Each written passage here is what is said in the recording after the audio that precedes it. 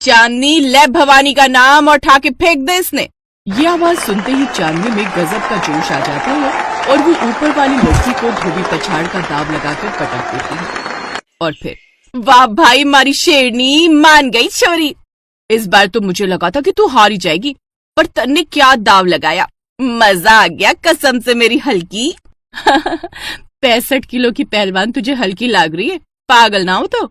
अरे वो हिंदी वाली हल्की नहीं रे, वो अंग्रेजों की फिल्म में है ना, वो हरा सा बड़ा सा आदमी हलक, वैसे ही तुम्हारे हरियाणा की हल्की है।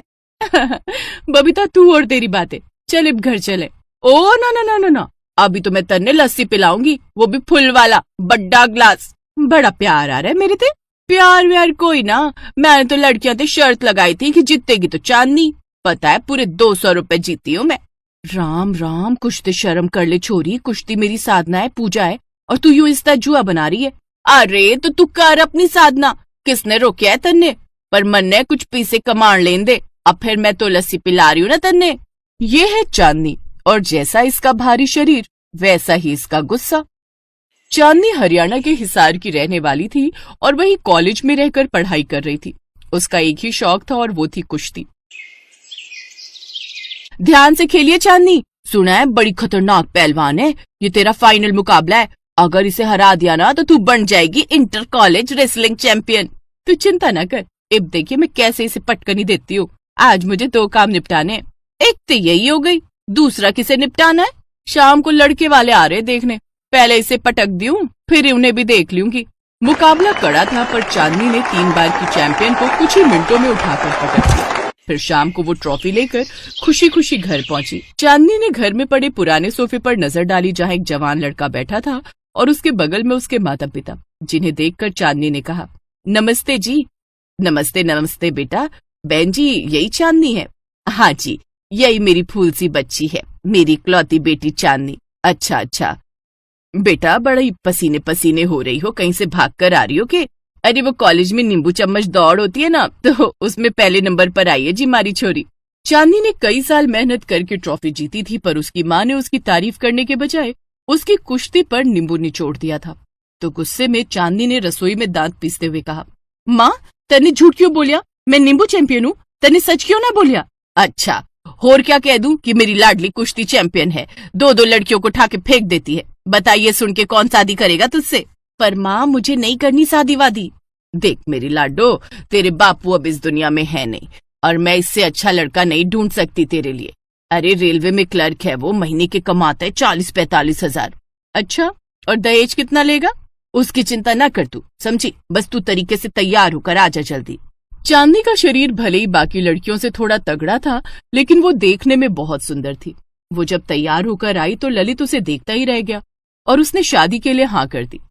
फिर कुछ दिन बाद दोनों की शादी भी हो गई।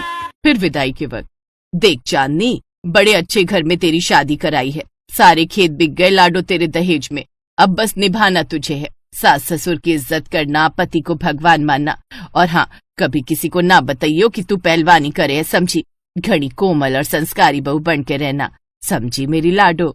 फिर शादी के 2 दिन बाद, चांदनी यहाँ आओ। जी मम्मी जी। बेटी आज तेरी पहली रसोई है, आज घर का सारा खाना तन्ने ही बनानो है। जी मम्मी जी, मैं सब कर लूंगी। हाँ पर यो बात सुन ले बेटा, यो घर में कोई ठंडो खाना पसंद नहीं करे है, ना मैं ना ललित और ना ही ललित के पापा। तन्ने भी तो देख ही लिया होगा इन 2 दिनों में, गरम रोटियां, ताजी और गरम सब्जियां, तू समझ रही है ना? हाँ मम्मी जी समझ गई मैं, आप चिंता ना करो। चांदनी ने उस दिन बड़ी मेहनत करके रसोई में अच्छा अच्छा खाना बनाया। खाना खाकर सबने चांदनी की तारीफ की। फिर खाना खाने के बाद, अरे मीठे में कुछ है क्या? हाँ है ना जी, खीर बनाइए आप सबके लिए, बढ़िया सी ठंडी खीर। है? ठंडी खीर? चांदनी, हमारे घर में हम कुछ भी ठंडा नहीं खाते हैं। पर खीर तो ठंडी ही अच्छी लगे है ना मम्मी जी? एक बार कह दिया ना तो बहस क्यों कर रही है, जा जाके खीर गरम करके ले आ। शादी के दूसरे दिन ही चांदनी को डांट पड़ गई थी। उसे गुस्सा तो बहुत आ रहा था, पर वो कुछ नहीं बोली और वहाँ से चुपचाप चली गई। शाम को जब सबको खाना खिलाने के बाद चांदनी रसोई की सफाई कर रही थी, तभी उसकी सास रसोई में आती है। चांदनी की कर रही है? बस मम्मी जी रसोई साफ कर दी है, बस ये बचा हुआ आटा फ्रिज में रखने जा रही थी। क्यों फ्रिज में क्यों?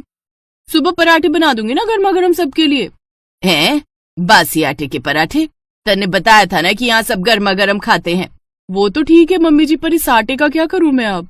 फेंक दे और क्या करेगी, और आगे से ध्यान रखियो। चांदनी को बहुत बुरा लगा और गुस्सा भी आया, क्योंकि उसकी माँ ने उसे हमेशा अन्न का सम्मान करना सिखाया था। इसी तरह कई साल बीत गए। चांदनी अपने ससुराल के हिसाब से ढलने लगी। फिर एक दिन चांदनी जब सुबह उठी तो उसे तेज बुखार था। उसे कमजोरी का एहसास हो रहा था कि तभी उसकी सास ने उसे आवाज लगाई, चांदनी, ओ चांदनी, अरे कहाँ है? देखो कितना टाइम हो गया और ये महारानी अभी तक कमरे से ना निकली। सॉरी मम्मी जी, वो थोड़ा बुखार है तो बस इसीलिए लेट हो गई। एक तो आजकल की बहुओं के नखरे ना पूरे होते। अरे हम अपने जमाने में मरने की नौबत भी होते थे ना तो गर्मा गर्म रसोई चालू रहती थी हमारी। जी मैं बस अभी बनाती हूँ नाश्ता। रहने दो माँ, मैं बाहर से ही कुछ खा लूंगा, मैं लेट हो रहा हूँ। ललित गुस्से में चांदनी को घूर कर वहां से चला गया। लता भी उसे खरी खोटी सुनाकर चली गई। कुछ देर बाद अचानक घर के दरवाजे की घंटी बजी और फिर, नमस्ते आंटी जी। नमस्ते बेटा, तुम कौन? बबीता तू? हाँ आंटी जी, दो जिस्म एक जान थे हम। पर तुझे क्या हुआ? तू इतनी कमजोर कैसे हो गई? चांदनी ने बबीता से कुछ नहीं कहा और उसे अपने साथ रसोई में ले आई। सुबह सुबह पति और फिर सास से डांट खाकर उसका मूड वैसे ही खराब था। और फिर जब बबीता ने उसे कुरेदा तो उसकी आंखें छलक आई। वो रुआंसी होकर बबीता के गले लगकर रोने लगी। इसी बीच तवे पर रखी रोटी जलने लगी और तभी लता रसोई में आई और जली हुई रोटी देखकर भन्ना गई।